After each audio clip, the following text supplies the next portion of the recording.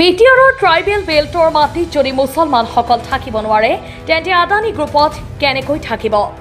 Doctor Himanta Biswa শৰ্মাৰ চৰকাৰ অহাৰে পৰা শান্তিৰে থাকিবলৈ দিয়া নাই মুছলমান লোকসকলক।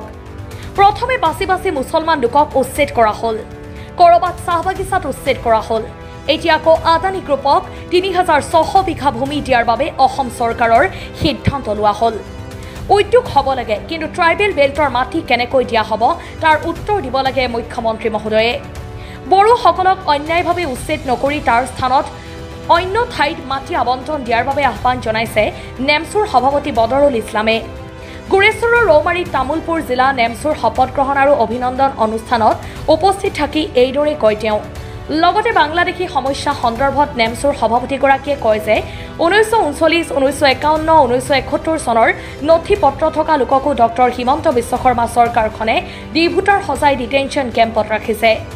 মুছলমানসকলক টাৰ্গেট কৰি বহু কামেই কৰি আছে বৰ্তমানৰ চৰকাৰখনে। বাছি বাছি মুছলমানসকলক ক'ৰবাত বাংলাদেশী সজাইছে, ক'ৰবাত উচ্ছেদ কৰিছে এইখন চৰকাৰে। সংখ্যালঘুসকলে অসম চুক্তিক সন্মান কৰে। 1971 চনৰ 25 মাৰ্চৰ পূৰ্বৰ যিসকল লোক আছে তেওঁলোক স্বদেশী বুলি ইতিমধ্যেই স্বীকৃত হৈছে। উচ্চতম ন্যায়ালয়ে তেওঁলোকক স্বদেশী বুলি স্বীকৃতি দিছে। সেয়েহে তেওঁলোকক যদি কোনোবাই সন্দেহযুক্ত বুলি কয় সেয়া বেআইনী হ'ব।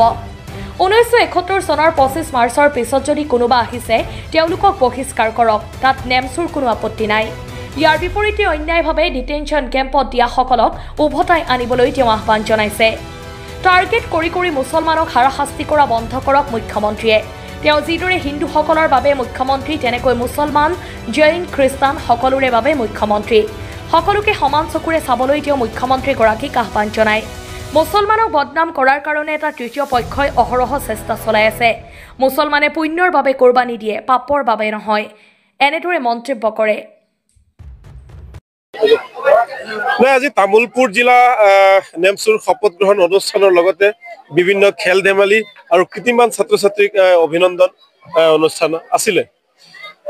আপুনি ঠিকে কৈছে, যিটো বৰ্তমান বাংলাদেশী মেটাৰ চলি আছে, চাওক 1939 চনৰ নথি পত্ৰ, 1951 চনৰ নথি পত্ৰ, 1971, 66 চনৰ নথি পত্ৰ থকা লোককো হিমন্ত বিশ্ব শৰ্মা নেতৃত্বাধীন চৰকাৰখনে তেওঁলোকে ডি ভোটৰ সজাই তেওঁলোকে ডিটেনশ্যন কেম্পত ৰাখিছে।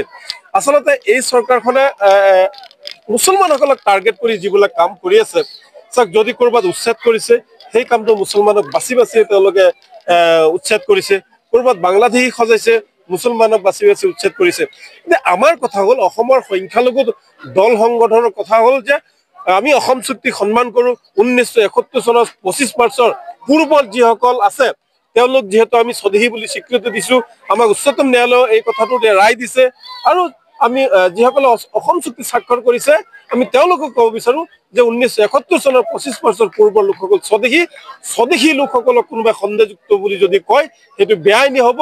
কোনোবাই যদি অন্যায় কৰে, হাৰাশাস্তি কৰে, সেইটো বেআইনী হ'ব। আৰু 1971 চনৰ 25 মাৰ্চৰ পাছত যদি কোনোবা আহিছে তেওঁলোকক বহিষ্কাৰ কৰক, আমাৰ কোনো ধৰণৰ আপত্তি নাই।